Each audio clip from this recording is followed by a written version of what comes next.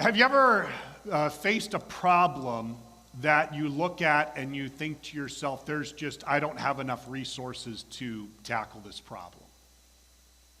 I think at some point we always do. For those that have been with me for any period of time, the starting of this church was one of those times. We started a church, we looked at our resources, and we said, there is absolutely no way this is going to work. It is going to fail within at least first 6 months probably. And yet, here we are, years later, God provided for us. But those initial times were very, very scary. And maybe you felt that too. I think of people who have challenges medically. Just this past week, we got notification of a friend of ours whose husband is now in a coma and is not doing really well. Her name is Joanna. And what's also very sad about that is Joanna's sister, Jill, passed away about 2 years ago. And now her husband is literally on life support. Is seeing some good stuff, but you read her posts and you can see really quickly she does not have a lot of even the mental resources. Like when you're facing the death of your husband, you just maybe don't feel like you can do anything. Or you just take a look at the poverty in the world. How many children are going to go to bed tonight and not have any food? How many people are going to die today because of wars that are happening? You start looking at just the sheer volume of problems we have, and I don't know about you, but there are many times that I kind of feel useless. And then I just look at what God has given me. God has given me a loud voice and the ability to preach. That's about it. That's all I got. And then I got an amazing wife who does so much other things in ministry, so I'm really glad I'm attached to her. But you just take a look at the number of people in this world that don't know Jesus, and you go, this task is going to be impossible to actually handle. And I don't know if you feel the same way. When you think of just the sheer volume of problems, we don't have the money. We don't have the skill. We don't have the resources to accomplish what God has for us to do. And so this is why today is going to be a wonderful thing to remind us, especially as we get ready for this new year, of how God resources us and what we should actually do. If you feel like you feel useless in the kingdom of God, this is going to be the perfect message for you, because God has some very important things to say. Today is the day that we study the feeding of the 5,000. Now, the feeding of the 5,000 is a really important miracle, and the reason why we know it's important is because it is the only miracle outside of the resurrection of Jesus Christ that all four gospel writers actually record. So it was very interesting as we're driving in, Joshua, we always love to chat about, what the sermon's about and what we're doing, and he's like, do you find it hard to just talk about the same story over and over again? I go, yeah, that's why I have a real hard time with Christmas. Jesus is born. A little bit problems with Good Friday.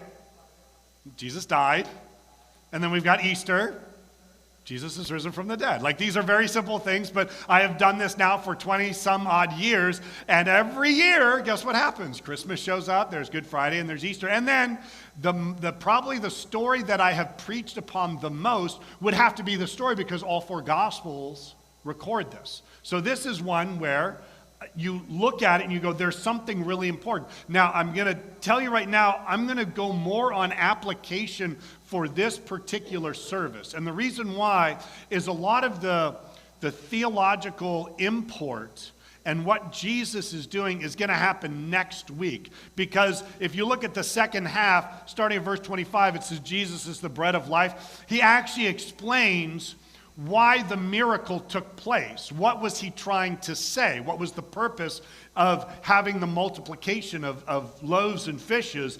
And there is a theological thing about how God gives us our daily bread. God feeds us. God helps us, just as he did the fountain of life, the living water. Jesus is the living water. Then he's also talking about food as well. And so this first half, though, is much more, I think, focused on the actual story and what takes place. And I'm going to be focusing on the disciples and their reactions to what happens. So, feeding of the 5,000, here we go. Sometime after this, Jesus crossed to the far shore of the Sea of Galilee, that is the Sea of Tiberias, and a great crowd of people followed him because they saw the miraculous signs he had performed on the sick. So he's getting the following. We're already starting to get a hint that these people are following him, maybe not because he is the Messiah, but because he can do some really cool things. And there's going to be a discussion that Jesus is eventually going to have about signs and wonders and how that points to him and how important it is that our faith and belief is not in signs and wonders, but it's in Jesus Christ and the greatest sign and wonder, which is his resurrection from the dead. The other stuff that he does is great, but it's pointing to something. And so that's why these people are coming, which is a great thing for us. People come to Jesus for a lot of different reasons. I mean, some people come to church because, you got nothing better to do on a Sunday. Some of you come to church because someone made you come to church. Some of you come to church because you just came to church since you were a kid, and that just seems like the right thing to do. Some people come to church because they want to learn more about Jesus. Some people come to church because they want to worship Jesus. We all have these different reasons why we're here, and God is not one that says, well, your reason is terrible, but your reason is good. He welcomes all of us to come where we're at and asking questions and learning and growing, and he's not expecting all of us to be at the exact same place. He just wants us all growing. And so all of these people are gathering, and it's a large crowd. You already know the number. How big of a crowd is this? 5,000. As we all know from other times that you've probably heard this, it's 5,000 men. Now, the big question is, are there women and children there? It would seem that would be an accurate statement. We're not really certain. Was this mainly a men movement, or was there also families there? We're starting to see the same thing happen. It is very fascinating to watch how right now, across America, young men, are starting to lead the charge on this resurgence and revival of coming back to God. I can tell you that nothing could make me happier than seeing people coming back to church, especially the youth, and seeing this growth. So there's all these men that are there. Now there's women, there's children. We're going to tackle a little bit of the people that say it really wasn't a miracle. I've got some things to say about that. But all these people are gathering, and they're following him. They've seen all these miraculous signs. And so Jesus needs to teach a little bit. So Jesus went up on a mountainside and sat down with his disciples. The Jewish Passover feast was near. And again, I'll get into that next week when we get into the teaching of what Jesus talks about with the feeding. But when Jesus looked up and saw a great crowd coming toward him, he said to Philip, "Where shall we buy bread for these people to eat?" Again, I'm so thankful for the next line, because again, we're perplexed. Jesus asks questions that he already knows the answer to, and he's not asking the question for his own sake. Jesus is not sitting around going, wow, this is a lot of people. How are we going to feed all these people? No, he knows exactly what's going to happen, and John helps us see that, where verse 6, he asked this only to test him, for he already had in mind what he was going to do. Now, what's also interesting is, who did he ask? Philip. And I don't know if this was just one of those convenient things, like Philip just happens to be standing there. I don't know if Philip's been having a bad day and Philip is struggling with some of his faith. I don't know. Was Peter standing around? No idea. We do know that there was one other disciple that was standing around, and his name was Andrew. So Philip and Andrew are hanging out there with Jesus as he's doing this. He says, where are we going to find food to feed these people? Now, this is also one of the compassion parts of Jesus. These people had come from long distances to hear him teach. He could have just said, look, man, why didn't you pack your SpongeBob SquarePants lunch pails up and bring them to the teachings? Why did you all show up and you are completely, all utterly unprepared? Like you should starve. That's never how Jesus operates. He looks at the needs of the people and he says, I want to fulfill these things. I want to help people in a real way. So after he asked the question of Philip, I don't know if Philip just kind of stood there like, I don't know how to answer this question. Because if I asked you, like we don't even have 5,000 sitting here. If I asked you after preaching for 3 hours and we're now past lunchtime and you're getting hungry, and I look at Bob and I say, Bob, how are we going to find food to eat? Because they've only had like some chocolate waxies and a few. That's not going to be enough, right? Do we have enough resources to feed all of you for lunch? No, we don't.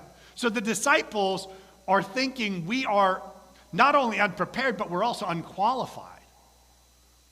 I know for the rest of us, we already know what the miracle is that's going to take place, but did anyone go, hey, Jesus, do you remember when we were in Cana and like we didn't have enough wine and you like provided the wine, like wine and maybe a little bit of bread? This kind of be cool, how are you? Like you got the liquids down. How about the solid foods? Can you provide something? I don't know. We also know that Philip is probably a practical guy. He was from that area. And so did he just know where like the nearest In-N-Out Burger was? Did he know where some of the grocery stores were at to buy stuff? No one says anything because I think that's how we feel. I mean, God looks at you right now and says, there is an entire world out there that is dying and going to hell. And what do? That's a lot. I know I don't have the resources. I certainly don't have the skills. I don't have the time nor the energy for all of that. But Andrew comes forth with a faith-based statement. And this is what's important for us. Andrew is there and he says, hey, I've got a kid here. Oh, I'm sorry, I forgot. Philip had to respond because Philip's practical. Philip answered, 8 months' wages would not buy enough bread for each one to have a bite. You can try and calculate that out. I guess it depends upon, are you making 6 figures or are you making minimum wage? But 8 months of working would not even allow everyone to have a bite to eat. And so, again, Philip feels extremely inadequate. Philip feels useless. I can't do this. And that's exactly where God wants us. He wants us at a point where we look at what we have and we say, it's impossible. There's nothing that we can accomplish to help this situation out. But God doesn't want us to stop there. He wants us to have the realization, but then he wants us to do something else, which is exactly what Andrew does. Another of his disciples, Andrew, Simon Peter's brother, spoke up. Here is a boy with 5 small barley loaves and 2 small fish, but how far will they go among so many? Well, this is interesting. Now again, help me out here because I'm curious what's in your brain. 5 loaves of bread. Give me the size of loaves of bread that you think are the 5. Just like okay, so we got some here, some here, some here. Oh, Robert's got a bigger loaf of bread over there. Okay, right? Okay, yeah. Jim is probably closer to the truth. These 5 loaves of bread and 2 fish are designed for a kid's lunch. Now, I don't know about you. Now, I do agree. Some of you people can like eat 5 loaves of bread. Like, yeah, just I'm carving up here. You can toast them, lather them with butter. That's great. But these are smaller loaves. These are smaller things that are designed for a kid to eat. And also, he does note that they are barley. Now, there's a fun thing that he's doing. I always debate on how deep I go into this. But if you did not know this, a miracle of feeding people has already taken place in the Old Testament. So if you ever want to read it, you really should. It's in 2 Kings chapter 4. And guess what type of grain is used for that particular miracle? It's barley loaves. So this is for poor people. So it's not like this kid is, from Newport Beach and he's got like the fancy bougie bread. He's got like the real super duper small. Okay, and now fish. All right, 2 fish. How big are the fish? All right, yeah, the fishermen are all like, yeah, it's a big. Show me a little bit of the fish. How big? You got some? Sorry, yeah. So yeah, we're looking like, yeah, anchovies, yeah, like enough to maybe do half a pizza, right? And this sounds disgusting. Now, how many of you, if you are there with Jesus and he's like, here, let's just say there are women and children. Let's split the difference. We won't have a girl for every guy, and we won't have a kid for. Let's just say roughly 10,000. There could be more. There could be less. I don't know. But let's just say 10,000 people. Imagine you are one of the disciples. There are 10,000 people, and they're all starting to get hangry. I don't know about you. That gets really dicey, especially in our household. You had 3 boys starting to get hangry.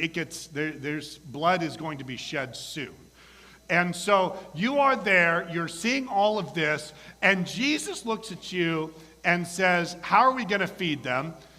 The CPAs and the math people start crunching the numbers, right?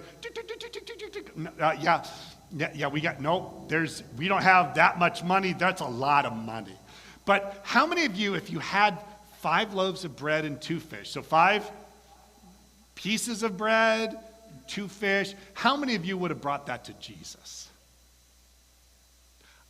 I don't know if we would. I know I wouldn't.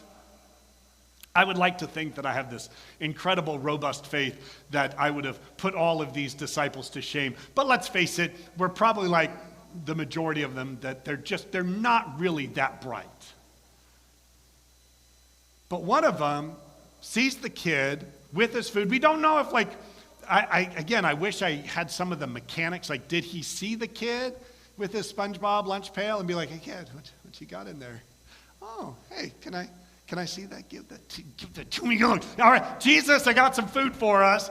Or was it this kid seemed to be more generous? Like, he's looking around. Tell me, do kids have better faith than adults? Right, it always. So I do kind of think that maybe the kid's he's looking around, he's near Jesus, he hears the discussion, and he's like, psst, hey, I got some food. And would you have then gone, hey, Jesus, we do have something. We have this kid's lunch. I wouldn't. Because I would be scared that Jesus would look at that and go, are you kidding me? Really? That's what you're bringing to the table. Look at the need that is out there. And all you're going to bring is that little bit? That's what I'd be scared of. But that's exactly what God wants us to do. Exactly. There is a world out there dying without Jesus. There is poverty, there is suffering, there is hurt all over the world. And I know we look at our stuff and we go, we don't have enough to get to it all. God is not asking us to solve all the problems. If we could solve all the problems, would we need God? No, we wouldn't need him. We'd be like, God, no worries. I got this problem taken care of. Piece of cake. God routinely gives us problems that are unsolvable so that our faith would go back to him and say, God, this is all I've got. And God just wants you to give it with a cheerful, joyful heart like a kid going, this is gonna help. I've watched as kids, give, whether it's to someone in need or volunteering time at places that help those that are more unfortunate. Kids have this faith of saying, all I've got is this, so I'm just going to give it, and God's going to have to do something with it. They're not calculating the enormity of the problem. I think that's brilliant. Don't calculate the enormity of the problem. Take what you have and bring it to Jesus. It's as simple as it is. If you don't have a lot, that's fine. It doesn't matter. But bring what you have. Don't be sitting in a corner somewhere saying, there are people that have greater resources than me. There are people that have better skills than me. There are people that can talk better, sing better, play a musical instrument better. There are people that are wealthier than me. There are people that have a lot more time than me. I'm going to just allow them to give to God, and that will be amazing. I think I'll just sit here because my stuff really isn't going to do much anyway. Nowhere in Scripture does it say that's the posture we should take. In fact, there's 2 times specifically that God does something really incredible. One of the things is the temple tax, this idea that everyone is supposed to be contributing to the building and maintaining of the temple. And the temple tax was so small that literally anybody could participate, including kids. That's what's amazing. God isn't looking at just getting, let's just get a bunch of mega donors and that will save us. No, God says everyone needs to participate. And then we got this older woman she's a widow. She doesn't have much money. And what does she do? She brings 2 mites and she puts them into a box. And God says this woman gave more than all of those other people combined. Because God is not looking at the value. He's not looking at what you are giving. He is looking, are you giving? Are you giving of yourself? If there are people in your sphere of influence that don't know anything about Jesus, and your evangelism strategy is to just simply bring them to church and hopefully I'll say something intelligent enough that brings them to faith, there's nothing wrong with that, but here's a news flash. What if you told them about Jesus? What if you said, hey, I'm gonna give what I got. My testimony's not that great. My eloquence is not that high, but I'm going to give what I've got and I'm going to see what's going to happen. When you see someone that is in need and you go, I don't have enough money to really help them, are you giving in such a way that says, God, this is all I've got, I'm going to give, and hopefully, Lord, help them and be with them? Are you encountering people who are struggling medically, right? And you're like, I don't have enough to help them, and let's be honest, my prayers are really not that effective, but, Mark's got the hotline to God, and so I'm going to tell him, and it'll be like, boom, God's going to, how about that? You know what? Be bold enough to actually pray for a miracle. Wouldn't that be crazy if all of you said, you know what, all I can do is ask. God, I don't know what to do. Heal him, heal her, save him, save her, provide for him, provide for, give what you have, and let's see what God does with it. Well, I don't know, should we see what God's going to, because I know here, what is one of the biggest complaints that we have as people when we give in some way, whether it's our time or whether it is our money or whether it is our skilled resources, one of the things that all of us are worried about is, are we going to have anything? Are we going to be left with anything? Or am I going to give and I'm just going to be completely depleted and then I'm going to be useless to everyone else? That doesn't seem to be how God operates. Again, it's one of my favorite stories. You've probably heard it before, but it is one of my favorite stories. We had a gentleman in our church who was homeless. His name was Richard, and he had suffered a catastrophic stroke. And he was having problems, and we were like, we've got to help him. And so I decided, you know what? Let's just take an offering. We're going to help him. We're going to raise some money. We're going to give it to him. And I'm thinking to myself, I don't know what, maybe we'll get $250 or something, but we'll get him something. We're going to help out. And I'd already said I was going to go visit him. We were going to try and set him up with the VA hospital. We were getting all these things. So I asked the church. Now, this was tough because this was also a time, church I wasn't really doing very well financially. And so I'm like, I'm going to ask, and Richard's going to get all the money. And there's not going to be anything left for the church. And it's going to be a really bad week. So I offered it up. See, again, you think I have just this amazing faith. I don't. I'm a terrible, terrible human being. I'm growing in my faith, and I'm really thankful for that. And this is one of those stories that has helped me. We asked, counted up afterwards. I said, how much did we get for Richard? I forgot who counted. It might have been Bob and Melissa, or it might have been, I don't remember who counted. But they came to me and they said, we just raised $5,000. Now again, there was like 60 people. Like, it wasn't a big group of people. And I was like, wait, $5,000? They're like, yeah, $5,000. And I start calculating in my head, because I'm one of those calculators. I'm like, we haven't received $5,000 in offerings in a week, ever. So I start to despair because I'm horrible. And I'm like, oh, great. So we just raised all this money for him. And so then I said, okay, well, what did we get in offerings? They said, oh, we got 7,000. Wait, so we had 5,000 and then 2,000, so we have 7,000. No, we 5,000 for Richard and 7,000 for the church.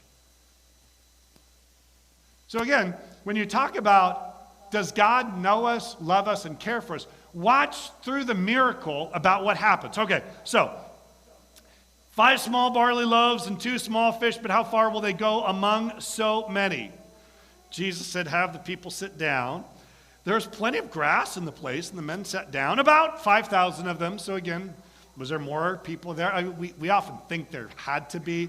I don't know, even just 5,000 men would still be a lot of people. Jesus then took the loaves, gave thanks. Oh, there we go. Man, that's the first key. If you're giving to God, give thanks. Let it be joyful.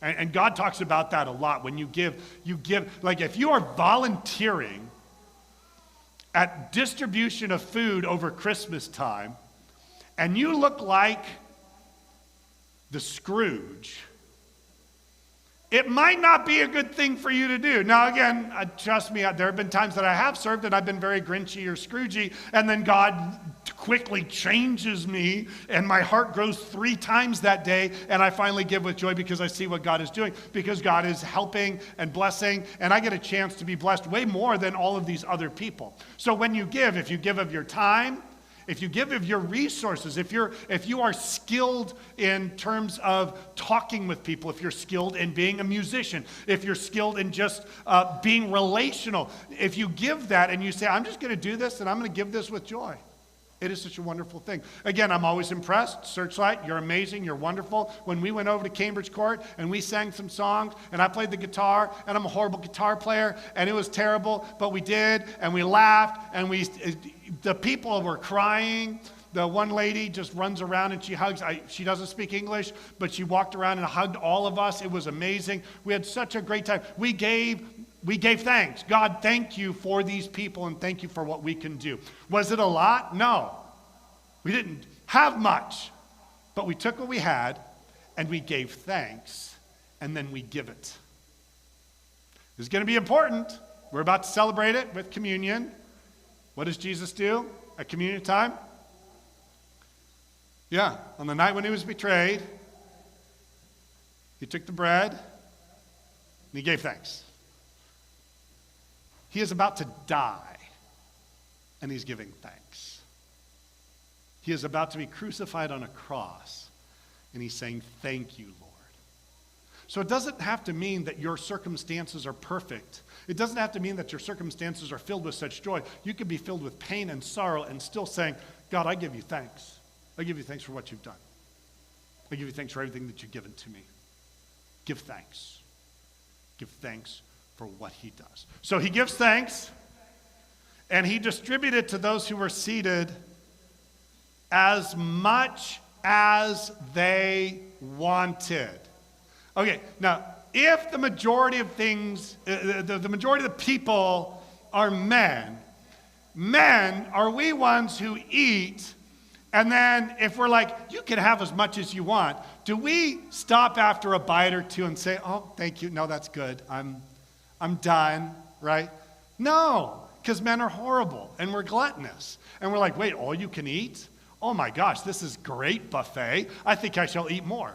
Are you hungry? No, but I'm still going to eat. So all these people are hungry, and they're distributing the food. And again, you could go to the other gospel writers, and especially with I wish I knew how the miracle worked. Like if you were given 1/6 of a piece of bread and 1/12 of a fish, no, wait, 1/6 and 5/12 of a piece of bread, and you would like go to that hangry group over there and give it to them. I'd be like, you go do that. Those people gonna kill me. But somehow, like, and I think, again, I don't think, like, there's the plate, and all of a sudden, mounds of food popped up, because if that was the case, I'd be like, yes, bread for you, there you go, catch this fish, this is wonderful. It would be, I think you're walking up to the first guy going, would you like some? And, yes, I'm super hungry. Here you go. Oh, okay, well, that's cool. All right, do you want some? Here you go. Oh, how did that happen? And soon you're passing out all this food, and you come back to the first guy because the first guy's like, I'm hungry still, and so they keep on feeding. This is incredible. I love the concept of what God does, that he wants you to eat, and he wants you to eat as much as you can. He's going to talk about it. We're going to get to the idea of what that means in terms of our spiritual lives. That's next week. But this is incredible that the disciples get to watch as God multiplies this food in an incredible way, and everyone gets to eat until they are satisfied. This completely and utterly destroys any concept that this wasn't a miracle because everyone was just touched by the generosity of the kid. I still hear this to this day. I saw it actually, I think it was on Facebook or something. The feeding of the 5,000 wasn't really a big miracle, because what happened was the kid showed up with his 5 barley loaves and 2 fish, and everyone was touched by the generosity of this little kid, that they're like, oh man, that's right, I did have a burrito in here. Yeah, let's share this too. And then there's Robert. He's like, I did have this double-double. I was saving it for later, but you know what? I'm so moved at the No, because if you had food, would you have eaten it? If you had a double-double, you would have eaten it already, right? It's already gone. They don't have food, and then you get to eat until you can't eat anymore. And again, if you were the disciples, here's what I'm thinking. I'm doing a lot of work here, Jesus. I'm running around. Like, I've never seen the logistics of feeding 5,000 people with that, but it's going to take a little bit of time, right, to get the food distributed, and then someone else is hungry, and they're like, can I have a little bit more? Like, sure, yeah, let me, here you go. And so you give it, and if you're a disciple, what are you thinking? And I don't believe, I could be wrong, I know if I were a disciple, I'd be sneaking some food while I was distributing, but it doesn't seem to say that. So all of these people are distributing, and then verse 12, when they had enough to eat, he said to the disciples, gather the pieces that are left over. Because again, this is what we're worried about. It's hard to give, because is there going to be anything left for me? And when they gathered, so they gathered them, and they filled 12 baskets with the pieces of the 5 barley loaves left over by those who had eaten. 12 baskets. Wait, 12 baskets, which means who else got a basket? Our wonderful, horrible stealer Judas, right? Because I think that if they were, they said, can we provide enough? And 8 months' wages couldn't even feed them. I wonder if someone looked at Judas and was like, I don't know if you know this, Judas was the keeper of the money, right? So he was the accountant. So I wonder if someone looked at him and said, well, do we have enough? And Judas always stole from Jesus. He's like, nope, don't have 8 months' wages in here. Sorry, Jesus, ain't going to work. 12 baskets left over, and even Judas gets food to eat. This is incredible. The theological import of Jesus providing us bread from heaven, bread that satisfies so that we don't ever go hungry again, much like living water, so that we will never thirst again. That's next week. What does God want us to learn today? Bring what you have. You are not useless. Stop thinking that way. I know it's easy to pop into that, to go, this is too big of a job. Yeah, it is too big of a job. Bring what you have and let God do the rest. And watch what happens. And again, this next miracle, verse 14. Yeah, this is funny. After the people saw the miraculous sign that Jesus did, they began to say, surely this is the prophet who has come into the world. You can read about that. The prophet of Deuteronomy 18 is supposed to come to the world. That's the Messiah. So they're like, maybe this is the guy. Verse 15, Jesus, knowing that they intended to come and make him king by force, withdrew again to a mountain by himself. How do you make Jesus king by force? Like that I've always been wondering. Like, do you like put a sword to him and be like, you will be king? Like, no, I don't want to be king. Yes, you will be king. We're going to make you king. He knows that these people are still a little bit new in their faith, a little bit new in what the Messiah was supposed to do. And he's like, yeah, I'm not here to just feed you. I'm here to save you. I'm not here to rule a kingdom that will be on this earth. I'm going to rule another kingdom that rules over everything. And so Jesus withdraws. And now the second miracle, again, how important it is. It's very strange how John records this miracle differently than what the others do. So if you ever want to hear some of the stuff with the walking on water story, it's incredible. But John gives a much more abbreviated version. And if you want to read Matthew 14, Mark 6, they have the other things. So when evening came, his disciples went down to the lake, where they got into a boat and set across the lake for Capernaum. By now it was dark, and Jesus had not yet joined them. A strong wind was blowing, and the waters grew rough. When they had rowed 3 or 3.5 miles, they saw Jesus approaching the boat, walking on water, and they were terrified. So again, read one of the other passages, because it gives this fuller, longer story that's there. What is John trying to point out? John is trying to point out once again, they're helpless. They're useless.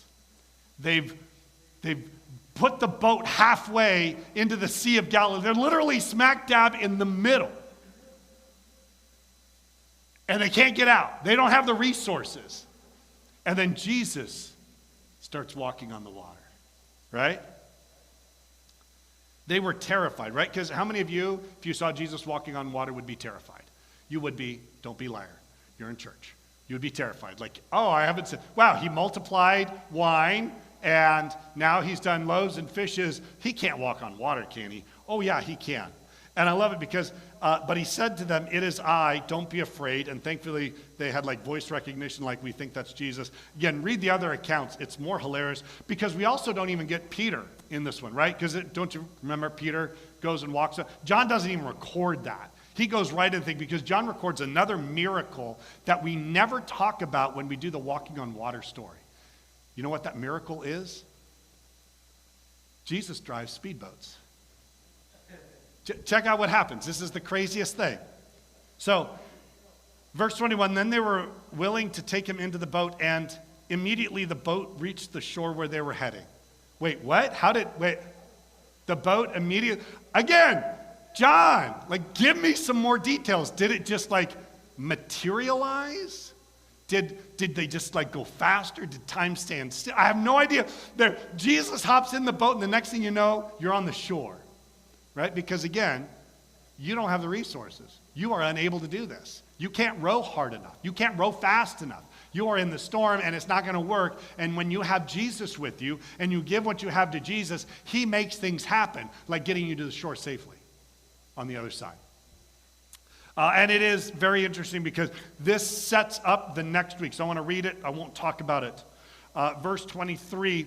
The next day, the crowd that had stayed on the opposite shore of the lake realized that only one boat had been there and that Jesus had not entered it with his disciples, but they had gone away alone. Then some boats from Tiberias landed near the place where the people had eaten the bread after the Lord had given thanks. Once the crowd realized that neither Jesus nor his disciples were there, they got into the boats and went to Capernaum in search of Jesus. What they're saying is these people were so excited about what Jesus was doing and able to do that they're willing to follow him wherever he went.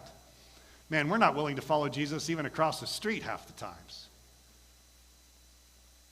Jesus is doing stuff, and we would like to tell Jesus, here's what we would like you to do. Jesus is off doing other things. Here's a news flash. Why don't you just do what Jesus is doing? Just go where Jesus is at and see what Jesus does in all of that. And you'll be amazed at what ministry can take place. These people saw the miracle. They wanted to make Jesus king by force, but they were still willing to go after him. And then Jesus gets a chance to talk to them. And that sermon will happen next week.